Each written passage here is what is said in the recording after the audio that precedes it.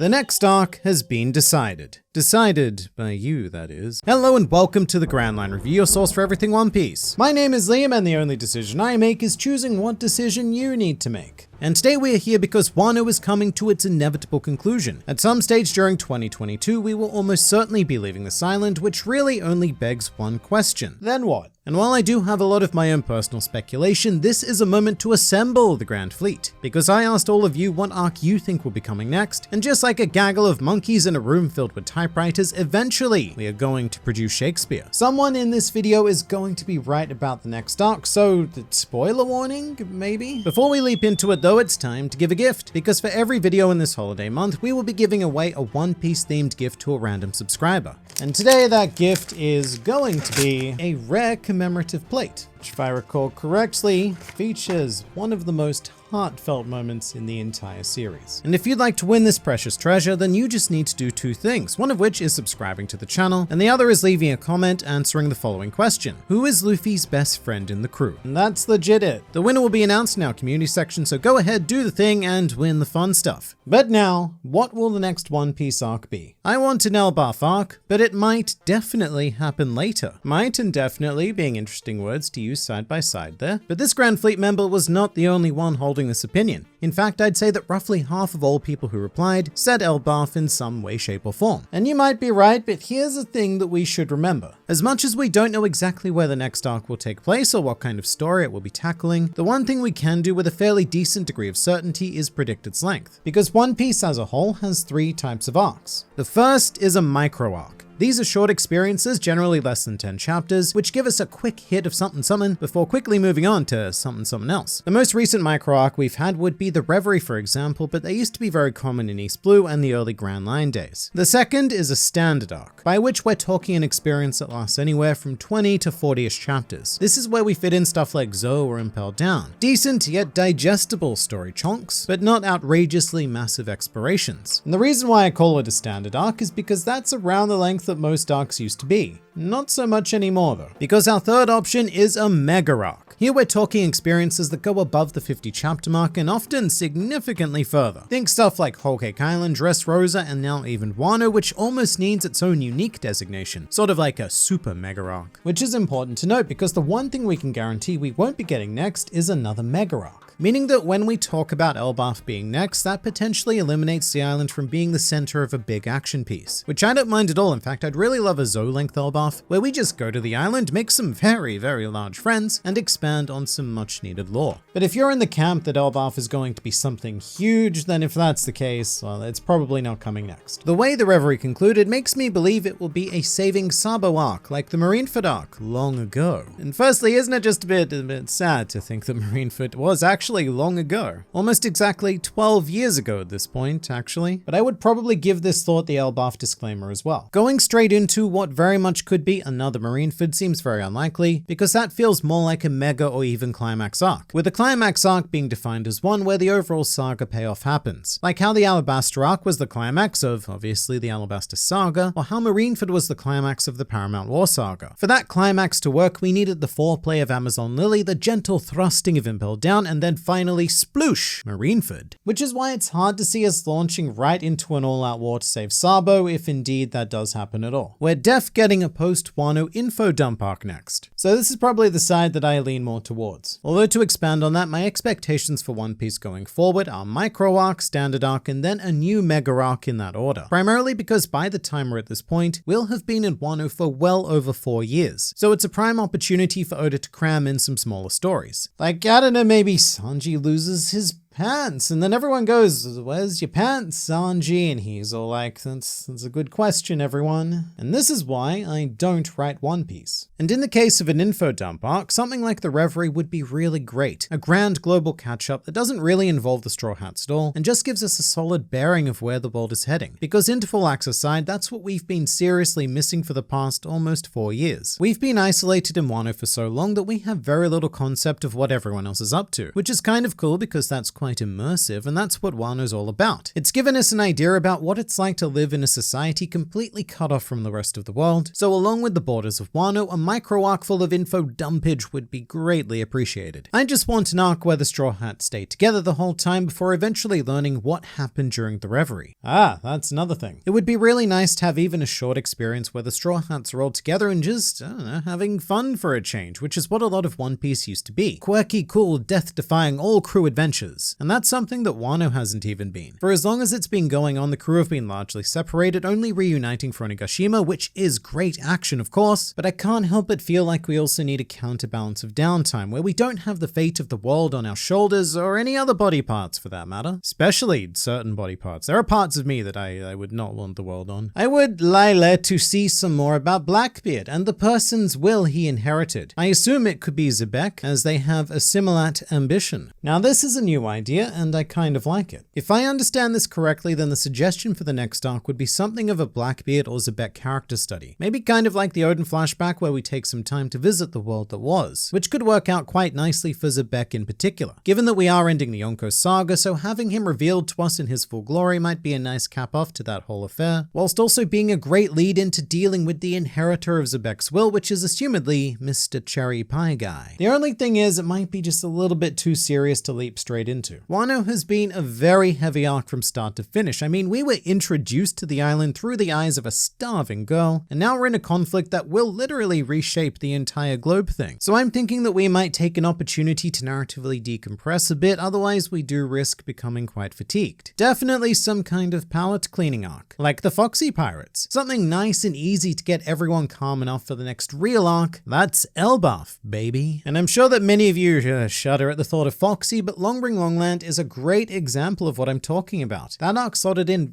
very nicely between Skypiea and Water 7, both of which were very serious grand scale affairs, and it was a necessary breather for us to decompress and reset before Water 7. In the manga anyway, I can't defend what they did in the anime, nobody can. And something similar to Longring Longland might seem unthinkable at this point in the story, but I wouldn't rule it out entirely. It might not reach the critical mass of goof that Foxy provided, but this is going to be potentially Oda's last chance to draw something just for fun. Because after that, we are well and truly heading into the endgame of One Piece. So you need to ask yourself, do you want the goofy story now, or do you want it right before we land on Laugh Tale? Sniper Island arc, where the crew visits their hearts. And this is actually a wonderful solution. I know it sounds ridiculous and kind of memey, but stumbling upon a real life, well, not real life because, well, we're dealing with fictional pirates, but stumbling upon a fictional real life Sniper Island would be a classic Oda maneuver, and it has to happen at some point, right? Usopp has lied about the existence of this island, so as is standard, that lie has to come true like all of the others. However, another potential location would be Lodestar or Elbaf, specifically the Lodestar part. This is something that the series and the fans have just sort of skipped over, but are Luffy and the crew truly never going to visit the final island in the New World? I know that theoretically there's no reason why they need to go, because all it does is alert you to the existence of the poneglyphs, but I really want to see Lodestar Island at some point. I mean, just like Laugh Tale, the Roger Pirates were the first crew to set foot there in over 800 years, so I want to know why this place was so insanely difficult to get to. And if nothing else, it would be a fantastic location for an info dump of, well, just about anything, whether it be poneglyphs, ancient kingdoms, joy boys, joy girls, joy people, everything. It just seems to be one of the most important islands in the world, possibly the second most important right next to Laugh Tale. And even with that in mind, nobody seems to care about it. I expect an Elbaf saga with a smaller pit stop before, or Elbaf itself being a pit stop in a larger Death Valley and Raftel saga, though I don't actually believe it will move that fast forward. Alright, well, that's a lot to take in there. Firstly, a whole Elbaf saga is a bit of a bold prediction. I'm going to assume probably not, more like Elbaf is an arc within a big final saga. And in regards to Death Valley, I'm going to assume that's referring to God Valley, and that is an idea that should definitely not be dismissed. It might even be a fun precursor to an eventual war with the world government, finding out exactly what happened there with the world nobles, but it also ties into rocks, and thus Blackbeard. So God Valley, if it does still exist, seems like a very natural nexus point for some delicious om-nom story. Monkey D. Dragon arc. We must know more about this man. I mean, yes, we do, but is it going to be the next arc?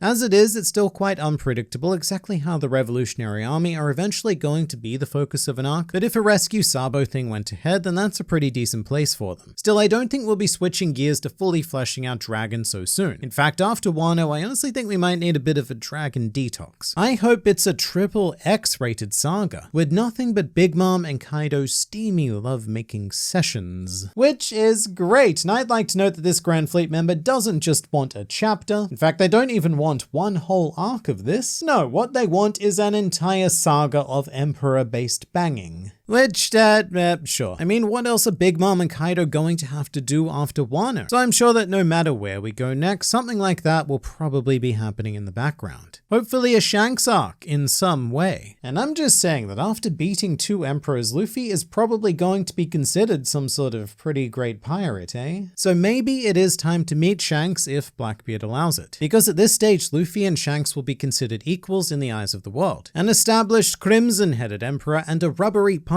wagon responsible for a hit and run that put 2 other emperors into Pirate Hospital. So they would be meeting essentially on equal terms. Plus, we have all sorts of Shanks movie hype coming next year, and that may very well be planned to correlate with manga events. So 2022 really could be the year of Shanks. Wano never ends. This is just One Piece now. I mean, to be fair, it kind of feels that way already. Remember when we, and by we I mean YouTube denizens, but remember when we were all dead set on Wano being 5 acts because of random information about Kabuki plays that we all read on Wikipedia? Well, right now I'm thinking that I would quite happily settle for 4 acts. Act 3 finishes off all of the punching and stuff, and then Act 4 is a significantly shorter epilogue, and then bam, no more Wano, we gone. One thing for sure, One Piece is taking the hype train to new horizons no other manga has ever gone before. And that is basically a fancy way of saying, I don't know. But what we do know is that your next destination should be this next video, because there's always more to learn, explore, and experience with this wonderful series, so I look forward to seeing you there.